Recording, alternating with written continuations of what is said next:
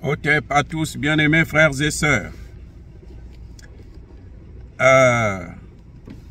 Vous savez, j'ai été très frustré, comme beaucoup parmi vous d'ailleurs, d'apprendre que le président Touadéra a laissé entrer dans son pays, délibérément justement, des mercenaires américains. Il y en a qui vont justifier, qui disent que non, mais c'est parce que, vous savez, il a des problèmes économiques pour que les États-Unis puissent ouvrir les portes de la Banque mondiale et du FMI. Ah, Africains! Et vous savez, ceux qui en parlent parfois, ce sont des grands panafricanistes. Mais qui espèrent encore que le FMI et la Banque mondiale sont des institutions qui inspirent confiance. Sont des institutions qui peuvent développer le continent africain. Ils ont complètement oublié que c'est à cause du FMI et de la Banque mondiale que nous sommes dans cette situation. Et ce qui est pire, c'est que Touadéra n'a pas négocié avec le gouvernement américain, il a négocié avec une compagnie privée, c'est-à-dire l'équivalent de Wagner. Lui qui a toujours dit qu'il n'a pas travaillé avec Wagner, maintenant il avoue qu'il travaille avec les mercenaires américains. Mais pourquoi les mercenaires américains? Parce que le gouvernement américain ne veut pas prendre ses responsabilités. Parce que le gouvernement américain met ses mercenaires en avant. S'ils réussissent la mission, tant mieux pour les Américains, pour les États-Unis, on est avec eux. S'ils ne réussissent pas la mission, les Américains vont nier que ce sont eux qui les ont envoyés. Ils vont laisser Touadéra seul avec ça face à un peuple centrafricain qui lui avait fait confiance et qui va le vomir. Voilà tout ce que ça donne. Ce que je voudrais dire aux panafricains et aux centrafricains d'ailleurs, surtout ceux qui soutiennent le président Touadéra. Moi, je l'ai soutenu aussi, je le soutiens toujours. Mais je pense que la plus grosse erreur de sa vie, c'est celle-là. Pourquoi je dis ça? Vous vous souvenez de l'Irak? Avant la guerre des Américains en Irak contre Saddam Hussein, les Américains ont utilisé Saddam Hussein pour faire la guerre par procuration contre l'Iran. Pendant 8 ans, Saddam Hussein s'est battu contre son voisin, son frère iranien, pour le compte des Américains. Comme vous voyez le Rwandais là, Kagame est en train de faire au Congo démocratique là, pour le compte des Américains, des Occidentaux. Pendant 8 ans, Saddam Hussein l'a fait. Et qu'est-ce qui s'est passé après? Après, Saddam Hussein s'est retrouvé avec beaucoup d'armes. Et les Américains trouvaient que ce n'était pas normal qu'il puisse avoir autant d'armes, qu'il puisse avoir une armée solide. Les Américains eux-mêmes ont décidé de détruire cette armée. C'est pour ça que vous avez entendu parler de la guerre en Irak. Il n'y avait pas d'armes de destruction massive. Il n'y avait pas d'armes chimiques, il n'y avait rien du tout. Il fallait détruire l'arsenal militaire de Saddam Hussein, que eux, ils lui avaient donné pour faire la guerre contre l'Iran. Comme il avait échoué, il fallait détruire ça. Exactement ce qu'ils ont fait avec ce qu'ils sont en train de faire avec Zelensky. On l'a utilisé pour faire la guerre contre la Russie. Il est en train de perdre la guerre et on le lâche. Débrouille-toi. Face à l'ours blanc. Le géant russe qui va te dévorer. On l'a abandonné. Au départ, ils nous ont dit qu'on va aller pour instaurer la démocratie. Non, nous allons là-bas, c'est pour la démocratie. Oh, ok, très bien. Nous voulons tous la démocratie. Ils sont allés, ils ont tué Saddam Hussein. On l'a tué. C'est l'armée américaine qui a tué Saddam Hussein. Où est la démocratie? Jusqu'aujourd'hui, les Américains sont en train de piller le pétrole irakien d'une manière incroyable. Les Américains.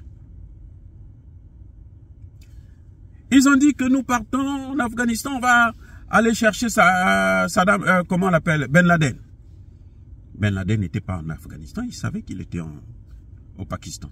C'est au Pakistan qu'on l'a tué. Ils sont rentrés au Pakistan, ils l'ont tué.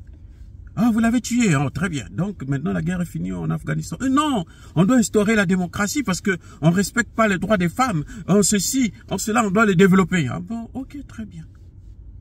20 ans. L'Afghanistan n'a toujours jamais vu ce que c'est que la démocratie. On a insulté les talibans. On les a traînés dans la boue. Dans tous les médias ici, quand on parlait des talibans, on ne pouvait jamais les accepter. Aujourd'hui, vous allez en Afghanistan. L'Afghanistan est devenu un grand chantier ouvert, en pleine expansion. L'œuvre des talibans, après avoir réussi à chasser les Américains. Ils ont fait la même chose avec la Libye. Ils ont dit aux Libyens, nous on vient pour vous instaurer la démocratie parce que Kadhafi n'est pas un démocrate. Kadhafi est un dictateur. Nous voulons la démocratie ici parce que la démocratie c'est bien. La démocratie va vous développer. Depuis 2011 jusqu'à aujourd'hui, il n'y a pas de démocratie en Libye. Au contraire, on a deux gouvernements. L'instabilité et l'insécurité est devenue chronique. L'œuvre des Américains. Ils ont parlé de la même chose avec la Serbie et le Kosovo. Non, nous voulons la démocratie, il y aura le développement. Parce que quand il y a les élections développent un pays. Qu'est-ce que la Serbie aujourd'hui? Une ruine occidentale, européenne. Mais si Touadéra n'a jamais vu ces choses-là, si Touadéra ne connaît pas ces choses-là, c'est que ce n'est pas un mathématicien. Un vrai mathématicien, il doit tenir compte de toutes ces choses-là, de l'histoire.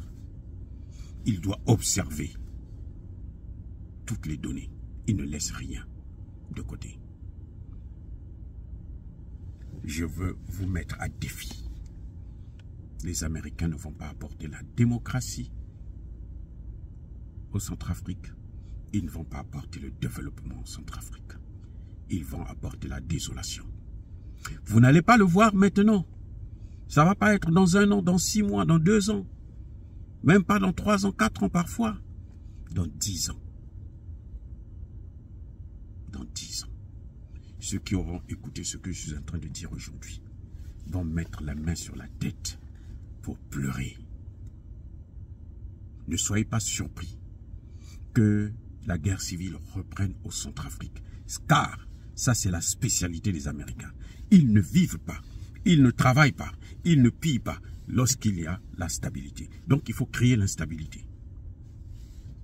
Mais avant tout, on va d'abord tout faire pour que Touadéra puisse se débarrasser des Américains. On va lui proposer monts et merveilles, plutôt des Russes, afin qu'il se débarrasse des Russes. Et quand il sera seul, on va l'égorger, même lui-même d'abord. Mais Saddam Hussein avait donné Kadhafi avait donné toutes ses armes aux Américains. Condoleezza Rice, avec George Bush, avait tout pris. Et quand Hillary Clinton est arrivée au pouvoir avec Barack Obama, qu'est-ce qu'ils ont fait? On l'a égorgé. Tranquillement. À cœur joie. Et c'est pour ça que ça m'a révolté. Qu'un président que nous avons soutenu, que nous avons élevé, que nous avons pris des risques pour lui. Parce que ce que les gens pensent, c'est que nous ici, nous prenons des risques énormes pour nos emplois, pour nos familles, hein, pour tout.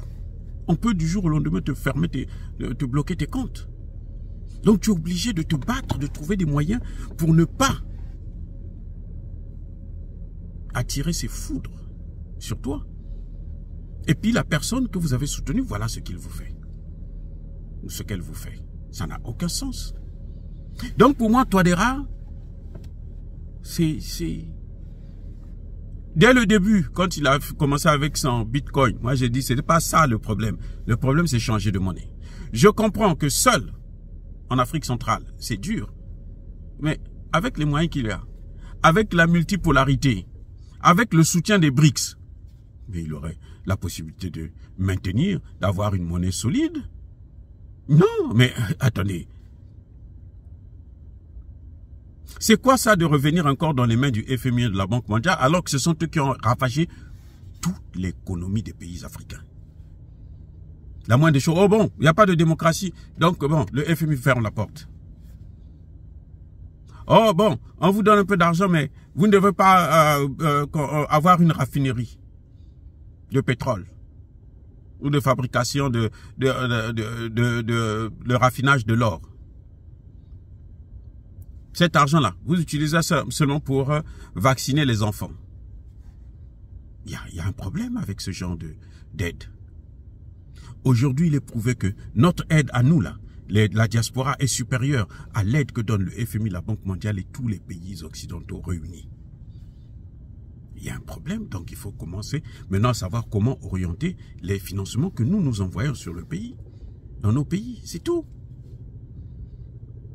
Touadéra aurait pu changer de monnaie, même seul. Il aurait pu le faire. Regardez les autres, le Mali, le Burkina Faso, ils sont maintenant dans le nucléaire. Le Mali a même des satellites. Mais qu'est-ce qui manquait à Touadéra de le faire? Pourquoi il n'a pas demandé? Parce que lui, avant d'aller à Moscou, il passe d'abord à Paris pour aller prendre les conseils de Emmanuel Macron, parce qu'il veut il veut manger dans toutes les sauces. Mais un homme doit savoir être droit dans ses bottes. Quand on se marie là, on choisit la femme, on se détermine et maintenant on s'engage.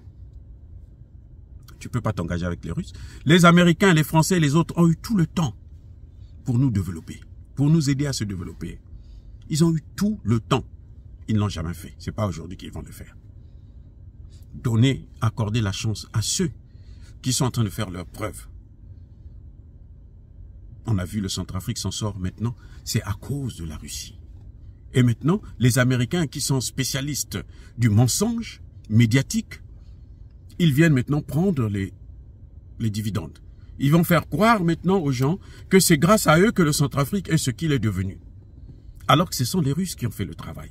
Ils ont fait ça pendant la Seconde Guerre mondiale. Ce n'est pas les Américains qui ont délivré l'Europe. C'est les Russes et les Africains.